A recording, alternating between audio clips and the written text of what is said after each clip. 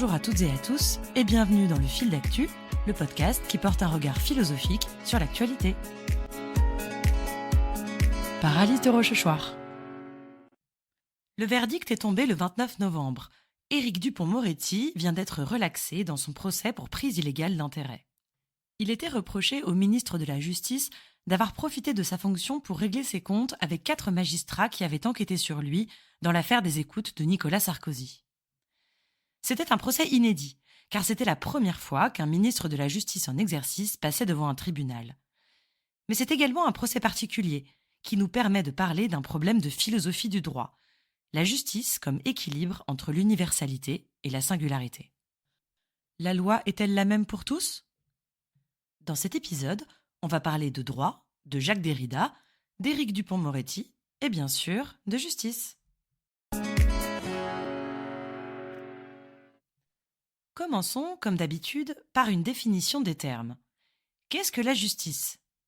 La justice désigne à la fois le sentiment de justice, c'est-à-dire l'intuition profonde de ce qui serait juste, moral, légitime, et le système judiciaire, c'est-à-dire le droit et la légalité. On est donc en présence de 2 concepts. D'un côté le légitime et de l'autre le légal. Or, ces 2 concepts ne se recoupent pas forcément.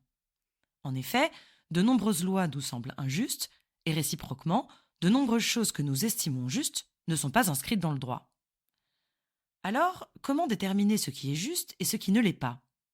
Y a-t-il un concept absolu de justice ? 2 philosophies du droit s'opposent. La première défend l'idée d'un droit naturel. Il y aurait une justice absolue, une justice supérieure, dont le droit chercherait toujours plus à s'approcher. La seconde conception, qu'on appelle positivisme, récuse à l'inverse l'idée d'une justice absolue. Le droit serait intégralement créé, positif, sans faire référence à quelque instance supérieure. Dans ce cas, c'est le droit qui détermine ce qui est juste, et tout l'enjeu pour les sociétés est de s'accorder sur ces principes de justice. Par exemple, en France, nous nous sommes accordés sur les principes de liberté, d'égalité et de fraternité. À moins que ces principes ne proviennent d'une justice supérieure. Ce débat entre droit naturel et droit positif anime encore aujourd'hui la philosophie du droit. Pourtant, qu'on soit partisan du droit naturel ou du droit positif, il y a un principe qui met tout le monde d'accord. C'est que la loi est la même pour tous. Vraiment ?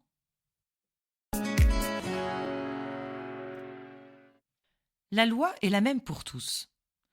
Dans cette phrase, apparemment sans histoire, il y a pourtant un paradoxe caché, qui a été décrit par Jacques Derrida, un philosophe français du XXe siècle, qui a créé le mouvement de la déconstruction.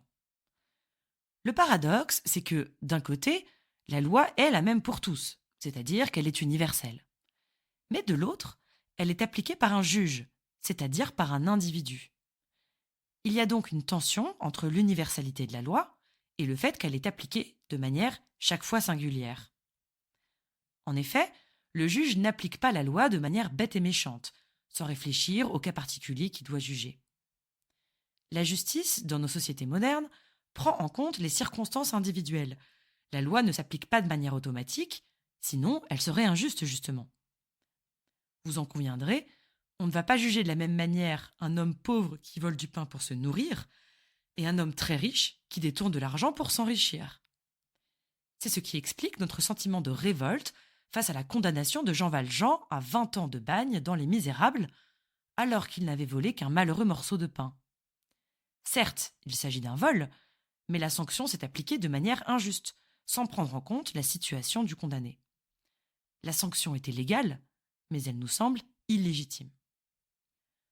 Ainsi, paradoxalement, chaque jugement est singulier, individuel, car le juge est un individu qui juge un cas précis. Alors, ça signifie que la loi n'est pas vraiment la même pour tous.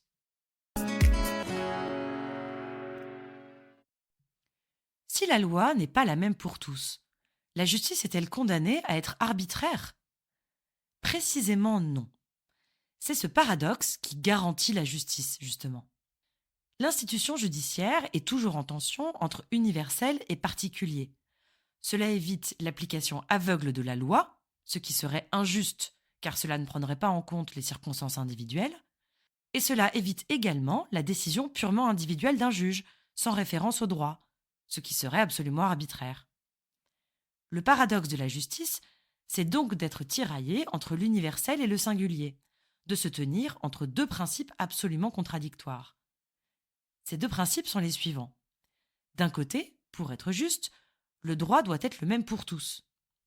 Mais de l'autre, la véritable justice, c'est le souci du singulier, de celui qui se tient devant nous.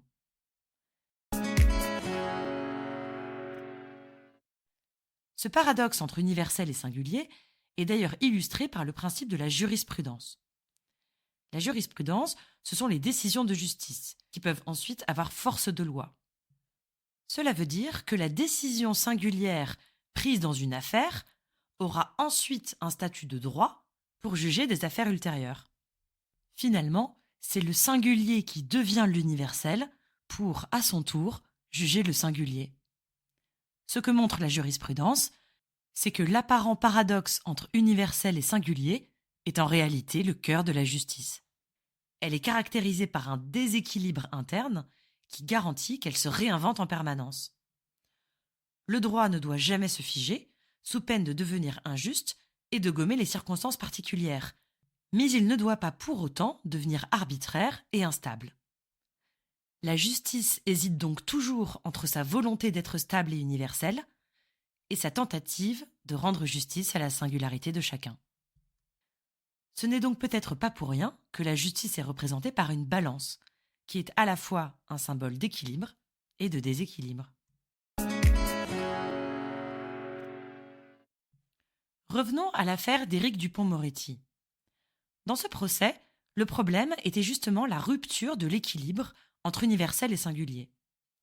En effet, en attaquant personnellement des magistrats, en profitant de son statut de garde des sceaux, le ministre aurait fait pencher la justice intégralement du côté de la singularité, sans se soucier de la nécessaire universalité du droit.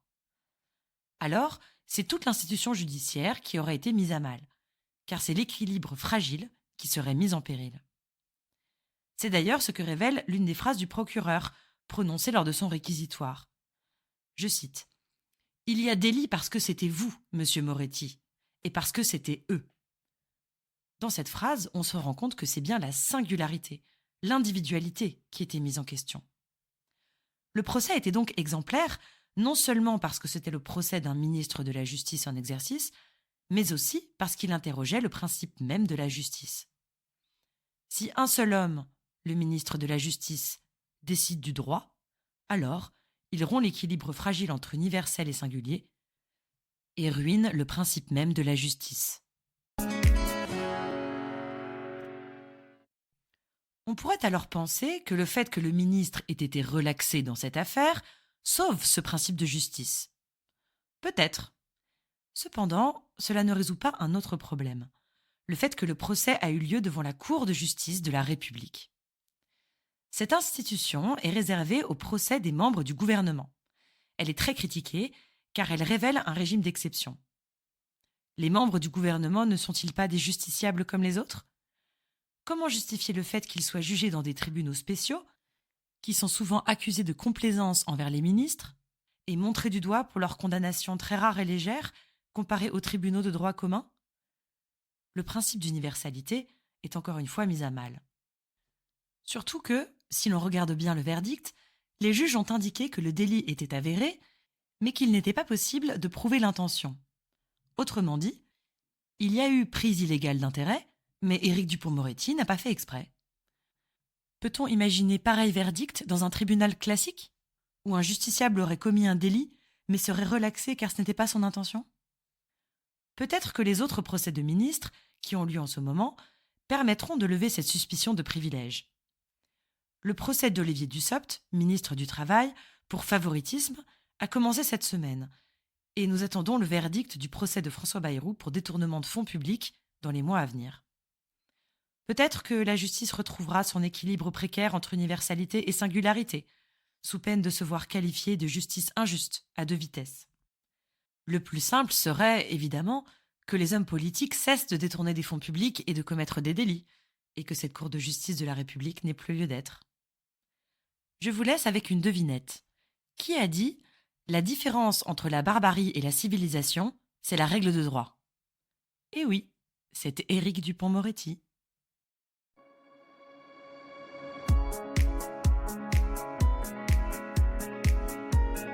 C'est la fin de cet épisode. On se retrouve bientôt pour un nouveau fil d'actu.